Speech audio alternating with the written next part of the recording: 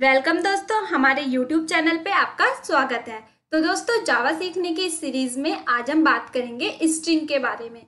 String क्या है और जावा में क्या यूज है स्ट्रिंग का। तो चलिए दोस्तों, आज की ये टॉपिक स्टार्ट करते हैं। String is a set collections of characters values. That means string जो है कैरेक्टर वैल्यूज का सेट होती है। The Java dot long string is use to create a string object. That means दोस्तों कि Java dot lang package dot string, ये जो package होता है ये यूज्ड होता है ऑब्जेक्ट क्रिएट करने के लिए, स्ट्रिंग का ऑब्जेक्ट क्रिएट करने के लिए, क्योंकि जो हमारी स्ट्रिंग होती है वो लैंग पैकेज में एग्जिस्ट करती है।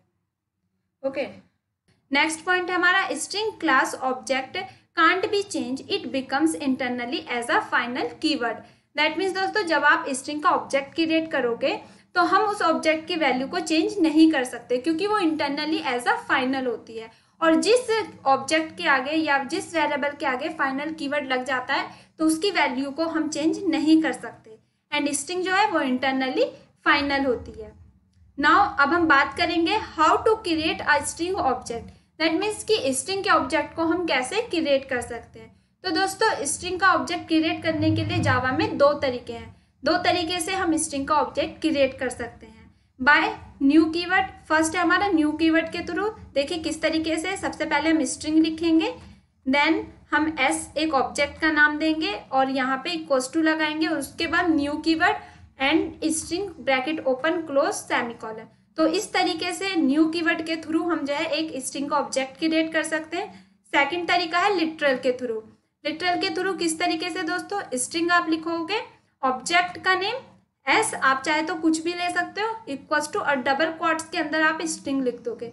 तो इन दो तरीके से आप जो है स्ट्रिंग का ऑब्जेक्ट क्रिएट कर सकते हो, न्यू कीवर्ड के थ्रू और लिटरल के थ्रू। नाउ अब हम बात करेंगे दोस्तों कि जब हम लिटरल के थ्रू ऑब्जेक्ट क्रिएट करते हैं तो जैसे कि आप जानते हो ऑब्जेक्ट जब हम क्रिएट करते हैं तो उसकी मेमोरी जो है हमारे हीप में जाके स्टोर होती है। बट जब हम लिटरल के थ्रू ऑब्जेक्ट क्रिएट करते हैं तो वो मेमोरी हीप के अंदर एक कंटेंट पूल होता है, ठीक है, स्ट्रिंग कंटेंट पूल बोलते हैं हम उसे, वहां पे जाके उसकी मेमोरी जो है स्टोर होती है। तो चलिए अब बात करते हैं किस तरीके से you create a string literal. The JVM firstly checks the string content pool. दोस्तों, जब भी आप जो है स्ट्रिंग का ऑब्जेक्ट बनाते हो लिटरल के थ्रू तो जेवीएम जो है सबसे पहले चेक करेगा स्ट्रिंग कंटेंट पूल को। स्ट्रिंग कंटेंट पूल को चेक करता है जो कि एक हीप के अंदर होता है, ठीक है, स्ट्रिंग कंटेंट पूल उसको चेक करेगा। If the string already exist in the pool, अगर उस पूल के अंदर वो स्ट्रिंग ऑलरेडी एग्जिस्ट होगी, a reference to the pooled instance is written, तो क्या होगा, उस इंस्टांस का रेफरेंस जो है रिटर्न कर देगा वो पूल्ड, ठीक है। If the string does not exist in the pool, अगर इस स्ट्रिंग जो है एग्जिस्ट नहीं होगी पूल के अंदर तो a new string instance is created and placed in the pool, तो क्या होगा, एक नई स्ट्रिंग जो है क्रिएट हो जाएगी उस पूल के अंदर। तो देखिए दोस्तों, एक हीप होता है, उसके अंदर एक जो हमारा कंटेंट पूल होता है, उस पूल के अंदर सबसे पहले जो है जेवीएम चेक करेगा, ठीक है, कि वो स्ट्रिंग उसके अंदर अगर होगी तो उसका रेफरेंस जो है वो रिटर्न कर देगा, और अगर उस पूल के अंदर वो स्ट्रिंग नहीं होगी तो एक नया इंस्टांस वहां पे क्रिएट हो जाएगा। नाउ अब हम बताते हैं एग्जाम्पल के थ्रू। जैसे कि मैंने यहाँ पे एक स्ट्रिंग क्रिएट करी, ठीक है, लिटरल के थ्रू स्ट्रिंग S1 एक ऑब्जेक्ट बनाया, ठीक है, और हमने उस ऑब्जेक्ट बनाया कोर। नाउ हमने दूसरा ऑब्जेक्ट क्रिएट किया S2 कोर। तो देखिए इस ऑब्जेक्ट के अंदर जब हम ये फर्स्ट ऑब्जेक्ट क्रिएट करेंगे तो ये क्या करेगा, एक हीप के अंदर जो स्ट्रिंग कंटेंट पूल है उसके अंदर जाएगा, उसके अंदर जो है देखिए नई स्ट्रिंग हम बना रहे हैं तो ये जो है वहां पे नया इंस्टांस क्रिएट कर देगा। नाउ जब हम दूसरा ऑब्जेक्ट क्रिएट करेंगे तो ये जेवीएम क्या करेगा, सबसे पहले जो है स्ट्रिंग कंटेंट पूल को चेक करेगा, तो उसके अंदर ऑलरेडी ये स्ट्रिंग होगी तो वो क्या करेगा, इसी का रेफरेंस वेरिएबल जो है इसको प्रोवाइड करा देगा। तो इससे दोस्तों ये भी बेनिफिट होता है कि यहाँ पे जब हम लिटरल के थ्रू जो है ऑब्जेक्ट क्रिएट कराते हैं तो हमारे जो है मेमोरी भी काफी सेव होती है, ठीक है। हम बात करेंगे कि Java string provides a lots of methods to perform operation on string. तो जो दोस्तों जो जावा में स्ट्रिंग हमारी क्लास होती है वो बहुत सारे मेथड्स प्रोवाइड कराती है स्ट्रिंग के ऊपर ऑपरेशन को परफॉर्म करने के लिए। जैसे कि उसमें से एक मेथड है हमारा इक्वल्स मेथड। ठीक है, ये हमारा इक्वल्स मेथड है, इसे डॉट इक्वल्स भी हम बोलते हैं, डॉट इक्वल्स मेथड।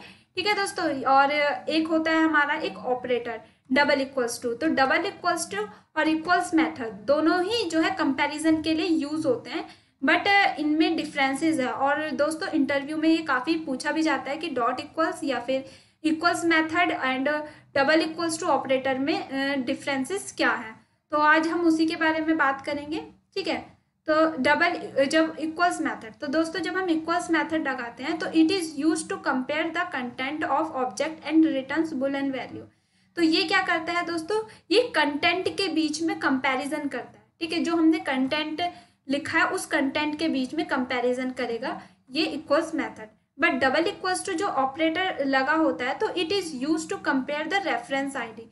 तो ये जो है रेफरेंस आईडी के बीच में कंपैरिजन करता है और रिटर्न करता है हमें बुलियन वैल्यू। ठीक है, तो इक्वल्स मेथड क्या करता है, कंटेंट के बीच में कंपैरिजन करता है, और डबल इक्वल्स टू जो ऑपरेटर होता है वो रेफरेंस आईडी के बीच में कंपैरिजन करता है। तो दोस्तों ये बहुत ही इंपॉर्टेंट पॉइंट है जो कि अक्सर पूछा भी जाता है।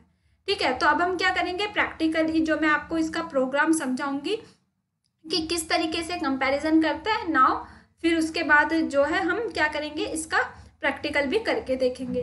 तो चलिए स्टार्ट करते हैं। दोस्तों सबसे पहले हमने एक क्लास बनाई, उस क्लास का नेम हमने दिया यहाँ पे स्ट्रिंग टेस्ट, उसका ऑब्जेक्ट, उसका क्लास का ब्रैकेट ओपन किया, फिर हमने एक मेन मेथड बनाया पब्लिक स्टैटिक वॉइड मेन। ठीक है, नाउ हमने एक ऑब्जेक्ट क्रिएट किया string s1 equals to new string, और इसके अंदर हमने एक स्ट्रिंग दे दी हेमा, आप चाहे तो कुछ भी दे सकते हो। सेमीकोलन लगाया, दूसरा ऑब्जेक्ट क्रिएट किया स्ट्रिंग s2। ठीक है, ये न्यू कीवर्ड के थ्रू हमने दूसरा ऑब्जेक्ट क्रिएट किया और इसके अंदर भी हमने स्ट्रिंग हेमा ही दी। नाउ हमने एक तीसरा ऑब्जेक्ट क्रिएट किया लिटरल के थ्रू। ठीक है, इसके अंदर हमने स्ट्रिंग दे दी और ऐसे ही चौथा ऑब्जेक्ट हमने क्रिएट किया लिटरल के थ्रू। अब हम कंपैरिजन करके देखेंगे। तो system dot out dot println के अंदर हमने कंपैरिजन करा s1 और s2 के अंदर, और हमने यहाँ पे इक्वल्स मेथड लगाया। तो इक्वल्स मेथड क्या करता है, कंटेंट के बीच में जो है कंटेंट के बीच में कंपैरिजन करता है। तो देखिए s1 के अंदर क्या है, हेमा है कंटेंट, और s2 के अंदर भी हेमा है, तो ये दोनों इक्वल्स है, तो ये क्या कर देगा, ट्रू रिटर्न कर देगा। Second system dot out dot println के अंदर मैंने लिखा s1, तो s1 ठीक है, तो ये फर्स्ट आईडी के अंदर हेमा जाएगा और s2 ये सेकंड आईडी में। तो ये जो डबल इक्वल्स टू ऑपरेटर होता है ये रेफरेंस आईडी में कंपैरिजन करता है, लेकिन इसकी आईडी और इसकी आईडी अलग है, ये पहली आईडी में जाएगा और ये दूसरी आईडी में, तो ये डबल इक्वल्स टू ये फॉल्स हो जाएगा। ठीक है, system dot out dot println, ठीक है, s3 और इक्वल्स s4 के बीच में कंपैरिजन करेंगे, तो s3 में भी हेमा है और s4 में भी हेमा है। ठीक है, तो डबल इक्वल्स टू कंटेंट के बीच में कंपैरिजन करता है, तो हेमा इक्वल्स टू तो ट्रू रिटर्न कर देगा, और s3 और s4। ठीक है, तो देखिए ये जो है लिटरल के थ्रू ऑब्जेक्ट क्रिएट हुआ है। ठीक है, तो इसकी जो रेफरेंस आईडी जब हम ये ऑब्जेक्ट बनाएंगे, ठीक है, s3, तो यहाँ पे एक हेमा जो है वो स्ट्रिंग कंटेंट पूल के अंदर उसको आईडी दे देगा। जब हम चौथा ऑब्जेक्ट बनाएंगे तो वो क्या करेगा, इस s3 का ही जो रेफरेंस आईडी हो इसको रिटर्न कर देगा। तो दोनों की रेफरेंस आईडी सेम रहेगी, तो s3 double equals to s4 के थ्रू जब हम कंपैरिजन करेंगे तो दोनों की रेफरेंस आईडी सेम है और ये ट्रू रिटर्न कर देगा। ठीक है दोस्तों, नाउ हम इसे प्रैक्टिकली करके देखेंगे।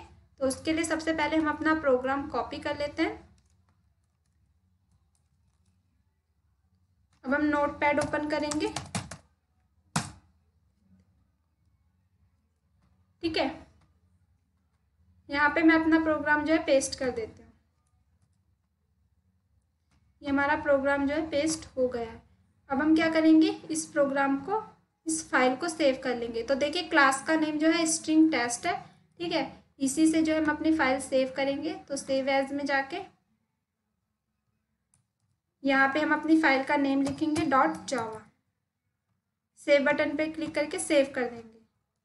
देखिए हमारी फाइल सेव हो गई होगी। ये देखिए स्ट्रिंग टेस्ट .java के नाम से ये फाइल जो है हमारी सेव हो गई है। ठीक है, तो दोस्तों अब हम इसे कंपाइल करेंगे। उसके लिए हम सबसे पहले cmd ओपन कर लेते हैं। ठीक है, ये हमारा CMD ओपन हो गया। हमारा प्रोग्राम जो है डेस्कटॉप पे था, तो हम डेस्कटॉप पे जाएंगे। ठीक है, देखिए डेस्कटॉप के अंदर आ गए। अब हम यहाँ पे अपने जो है प्रोग्राम का नेम लिखेंगे।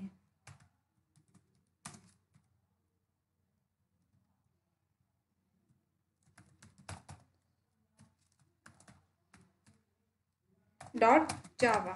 ठीक है, एंटर। ये देखिए दोस्तों, हमारा प्रोग्राम जो है कंपाइल हो गया है ना। अब हम इसे रन करेंगे तो .java हमने यहाँ से हटा दिया, सी।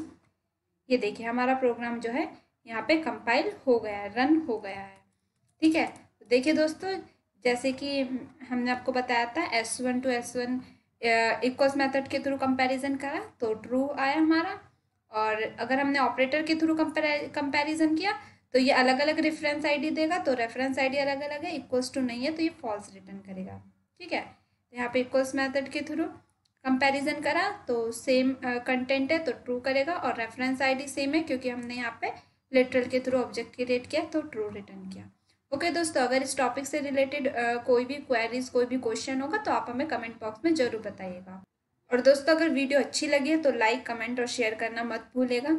साथ ही हमारे चैनल को सब्सक्राइब कर दीजिएगा ताकि जब मैं नेक्स्ट वीडियो बनाऊँ तो उसका नोटिफिकेशन आपके पास आ जाए। ओके दोस्तों, थैंक यू सो मच।